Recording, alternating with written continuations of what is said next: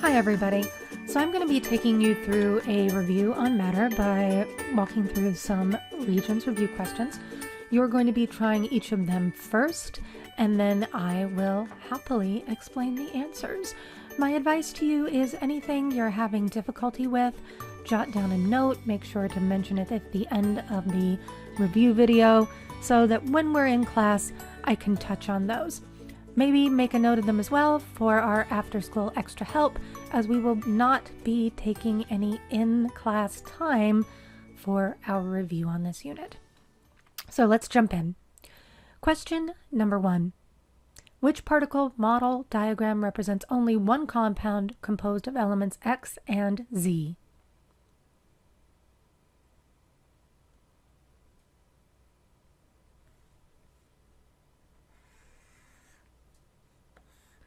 All right, so if we look at this question, we've got a couple of different particle diagrams here. X is a dark dot, Z is an empty dot, and if we want one compound made of both X and Z, let's look at choice 1.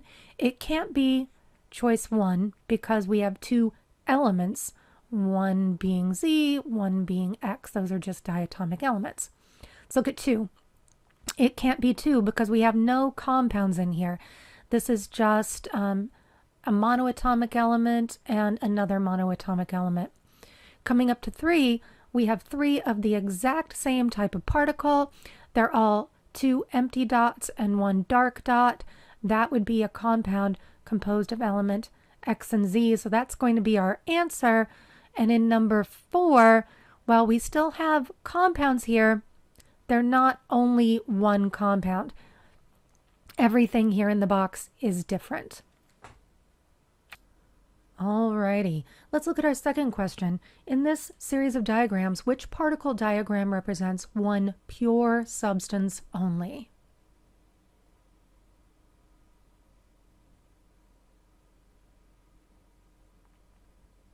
Okay, let's break it down. If we look at our first box, number 1, we have a large clear dot bonded to a small dark dot, and all of them are the same.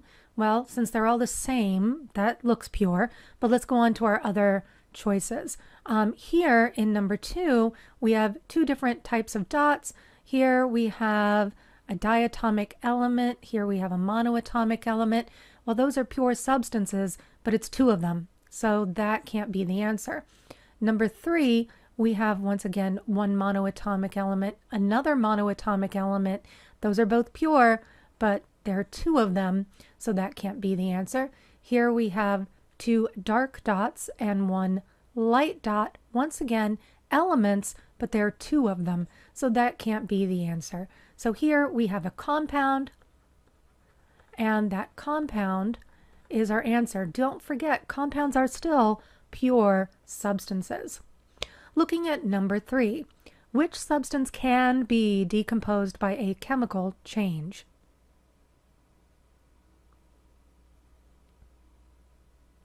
Now, if you got this one wrong, don't be discouraged. It's a little bit of a tough question because it relies on you already knowing what one of these substances is.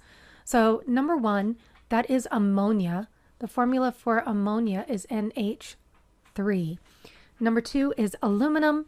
Number 3 is magnesium. And number 4 is manganese. Now, let's say you were faced with this question on a test. How would you handle that if you didn't know that ammonia is NH3? Well, you look up each of your choices and see if you can find them on table S in your reference table, where all of the names of our first 85 or so elements are listed, with the exception of our rare earth metals. And if you look, ammonia would not be there. That means ammonia is a compound and it can be decomposed by a chemical change. 3, 4, and 2, aluminum, magnesium, and manganese, are all elements. Moving on to question 4. Which particle diagram represents a mixture of element X and element Z only?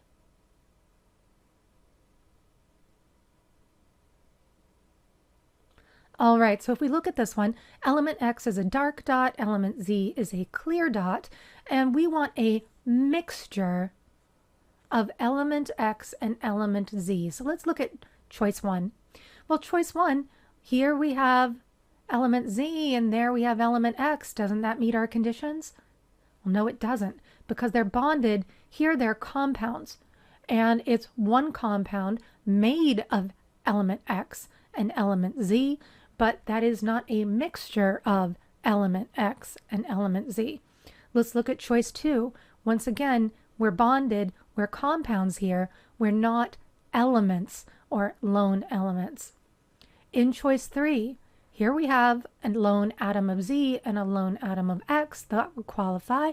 But if we look here, now we have a compound of X and Z bonded together. So that means that that is not a correct choice. Coming on to number 4, we have our dark dot. That's element X. Our light dot, that is element Z. That means here is our final answer. This is a mixture of two elements, one being element X and the other being element Z. Okay, let's roll along to number 5. Which type of matter is composed of two or more different elements that are chemically combined in a definite ratio?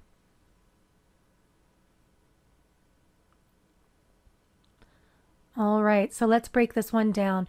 We're looking for a type of matter composed of two or more different elements that are chemically combined. When you see chemically combined, I want you to think bonded. So a solution, that wouldn't qualify because a solution is a solute and a solvent put together. That's a mixture. Compound is a bonded combination of two or more different elements, so that could certainly be our answer. Let's look at 3, a homogeneous mixture, and 4, a heterogeneous mixture. Well, both of these are out of the running because a mixture is never chemically combined. Mixtures are physical combinations. It's two or more things physically combined. And whenever something's physically combined, that means you can use physical methods to then separate it. Don't forget that little fact. All right, guys, let's roll along to number 6. The list below shows 4 samples of A, B, C, and D.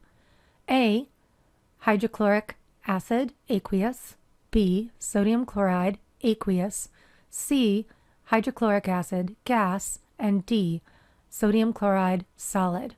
Which samples are mixtures?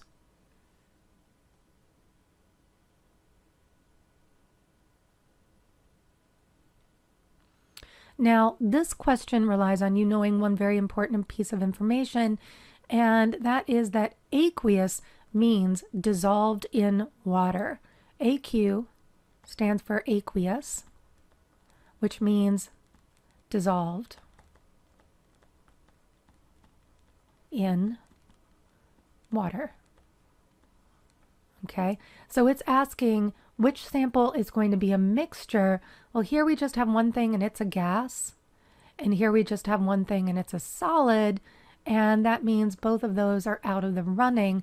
The two mixtures are the two things that are dissolved in water because they would be a combination of that chemical compound mixed with water. And so our best answer there is 1. Now, don't feel bad if you got this one wrong. Lots of us don't go into aqueous and what aqueous means until a little bit later in the year, but now you know. Aqueous means dissolved in water. So whenever anything is aqueous or AQ, that means it's by default some type of mixture, and specifically a solution, which will always be homogeneous. Okay, number 7, an example of a heterogeneous mixture is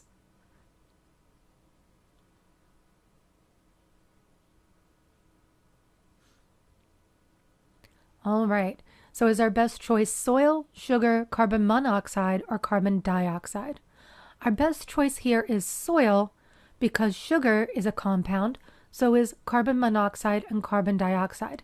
and this is asking for a heterogeneous mixture. Soil would be a mixture of different varieties of dirt, organic particles, perhaps even insects, leaves, bits of bark. So it would definitely be heterogeneous, which means the particles are not evenly distributed.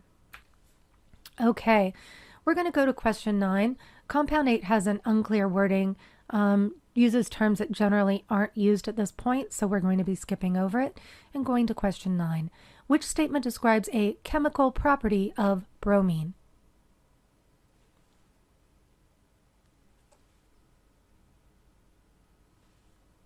All right, let's break down our choices. 1, bromine is soluble in water. That's solubility, that is physical. Bromine has a reddish-brown color. Color is also a physical trait. 3, bromine combines with aluminum to produce aluminum bromide. That would be chemical. And 4, bromine changes from a liquid to a gas at 332 Kelvin and 1 atmosphere. This would be the boiling point of bromine, and boiling point and melting point are both physical traits. So our best choice there is 3. Number 10. An example of a physical property of an element is the element's ability to 1, react with acid, 2, react with oxygen, 3, form a compound with chlorine, and 4, form an aqueous solution.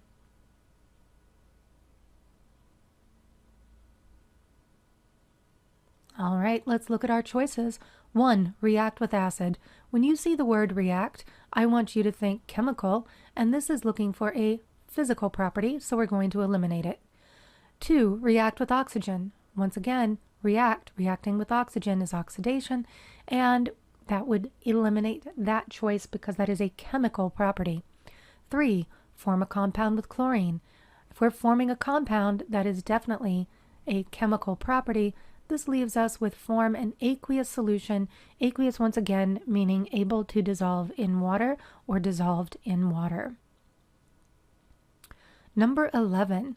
A mixture of crystals of salt and sugar is added to water and stirred until all the solids have dissolved. Which statement best describes the resulting mixture?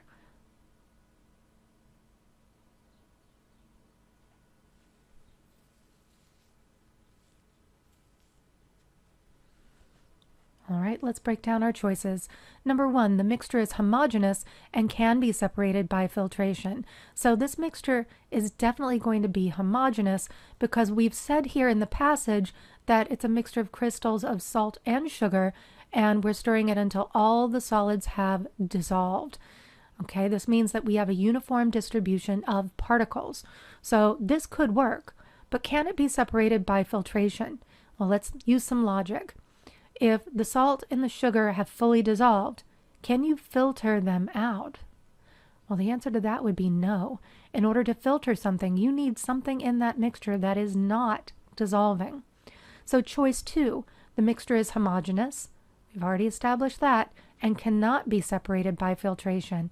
That would definitely be our best choice in this situation. Question 3, the mixture is heterogeneous and can be separated by filtration. Well, we're not heterogeneous. That eliminates choices 3 and 4 because it told us that all the salt and sugar did dissolve. Problem 12. A sample is prepared by completely dissolving 10 grams of sodium chloride in 1 liter of water. Which classification best describes this sample? Would it be a homogeneous compound, homogeneous mixture, heterogeneous compound, or heterogeneous mixture?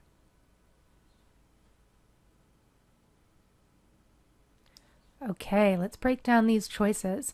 So, homogeneous compound. Are compounds homogeneous? No, they are not. They are pure substances. 2, homogeneous mixture. This would be our best choice because we are getting a mixture of sodium chloride and water. It is completely dissolved, which means the particles are uniformly distributed. That makes it homogeneous. Thus, we can eliminate choices 3 and 4 because our sample, being completely dissolved, is not heterogeneous. Alrighty, let's look at number 13. Which mixture can be separated by using the equipment shown below? we have a ring stand, an iron ring.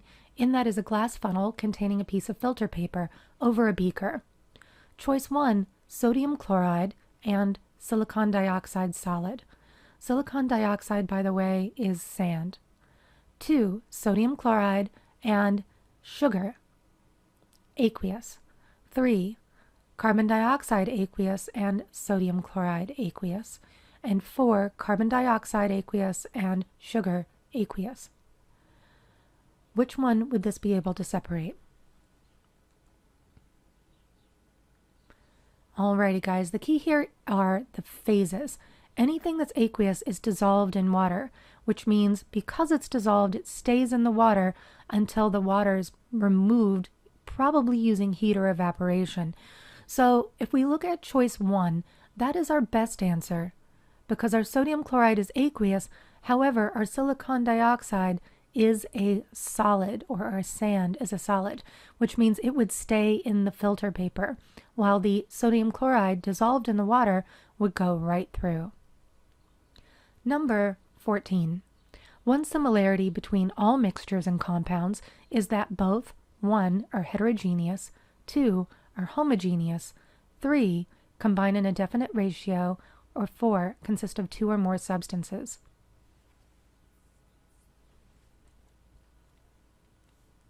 All right, let's look at our choices. Well, one similarity between all, and this is a tricky word when you see all, mixtures and compounds is 1 cannot be your answer because not all mixtures are heterogeneous. 2 cannot be your answer because not all mixtures are homogeneous. 3 combine in a definite ratio. Well, this describes a compound, but it does not describe a mixture because mixtures can be in any ratio. 4 is our best answer here because all mixtures and compounds consist of 2 or more substances. Compounds are 2 or more elements bonded in a definite ratio, and mixtures are 2 or more substances mixed together in a free ratio, or an indefinite ratio. 15. Which statement is an identifying characteristic of a mixture? 1. A mixture can consist of a single element. 2. A mixture can be separated by physical means. 3. A mixture must have a definite composition by weight. Or 4. A mixture must be homogeneous. Alrighty, let's break down our choices. So 1, a mixture can consist of a single element. We know that's not true. A mixture has to be 2 or more things. 2, a mixture can be separated by physical means. Well, this is true. Mixtures are separated by physical means like filtration, evaporation, magnetism, etc., but they cannot be separated by chemical means. 3, a mixture must have a definite composition by weight. Well, that would be actually describing a compound. And 4, a mixture must be homogeneous. We know this isn't true because mixtures can be heterogeneous. Let's look at question 16. Given the balanced particle diagram equation, where the clear dot is an atom of an element and the dark dot is an atom of a different element, which statement describes the type of change and the chemical properties of the product and reactants?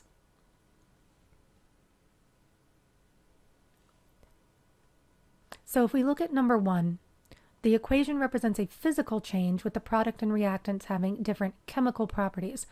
Let's look. We have one element here in our reactant. We have another element here in our reactant. Both of them happen to be diatomic. And when we look at our products, here we have 2 compounds. They're the same, but they are definitely compounds. And we know that because we have the dark element bonded to one of the light or the clear element. So if we had 2 elements here coming together to make a new compound, this can't be a physical change. So we can get rid of choices 1 and 2. Let's look at choice 3. The equation represents a chemical change with the product and reactants having different chemical properties. Let's look at choice 4.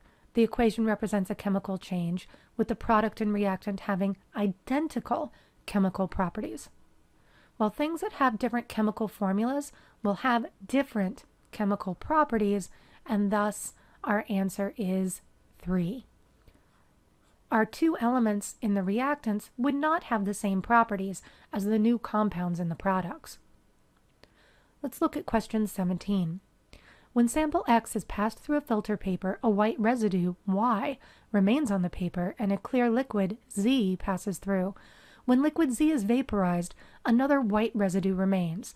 Sample X is best classified as 1. An element, 2. A compound, 3. Heterogeneous mixture, 4. Homogeneous mixture. Okay, so let's break this down. We have sample X passed through a filter paper and we get a white residue remaining on the filter.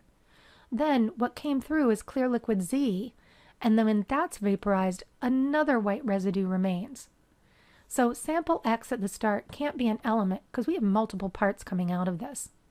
It can't be a compound. Once again, the only way to separate the compound into its multiple parts is through a chemical reaction.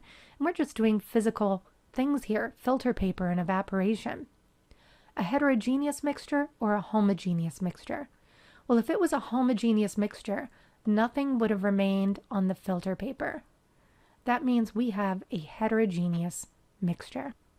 So we're going to look at one more question set here, and this is a classic free response question that uses a couple of diagrams. So here we have 3 samples shown. We have atom of X, which shows a little X in the circle, an atom of Y, which is a darkened circle, and an atom of Z, which is a clear circle. In sample 1, we have one distinct mixture of substances. Sample 2, we have a different substance, and sample 3 is different yet. So question 1 asks, which sample represents a pure substance? Would it be 1, 2, or 3? Okay, our best choice there would be sample 3. And that is because if we look at sample 1, we have one element and another element. This one diatomic, the dark one monoatomic, and that would be a mixture. Sample 2, we have the clear dots and the dark dots, and they are unbonded to one another. That indicates we have 2 separate elements here. In sample 3, all we have are diatomic elements of, or diatomic samples of atom Z. So our correct answer there would be choice 3. Let's look at question 2. When two atoms of Y react with one atom of Z, a compound forms. Using the number of atoms shown in sample 2, what is the maximum number of molecules of this compound that can be formed? So this question is a little more complicated and asks us to think a bit. So let's do that. We have 2 atoms of Y reacting with one atom of Z, and we get a compound. That means our formula would basically be Y2Z. Now this is not the answer to our question. It says using the number of atoms shown in sample 2, how many molecules of this compound can be formed? So let's do a quick count. How many of Y do we have? Alrighty, so let's take a look and do a count. So our Y is the dark atom. We have 1, 2, 3, 4, 5 of those. So since we have 5 of atom Y, let's count up how many Z's we have. We have 1, 2, 3, 4, 5, 6, 7 of Z. And what does this mean? Well, if the compound is Y2Z, we would need 2 Y's to make one of those molecules. Here we have 5 Y's, and so that means the most we can make is 2. We would have 1 left over, but the most of the compound we can make is 2. Let's look at 3. Explain why XX does not represent a compound. So what they're referring to is this in sample 1, why 2 atoms of X is not a compound. Well, if you said 2 atoms of X is not a compound because it is an element, you would be correct. And it's not just an element, it's a diatomic element. Alrighty. So great work, guys. I hope this review helped a little bit. And remember, make a special note of any items that you were unsure about, and we will talk about them briefly during our extra helps. Have a great day.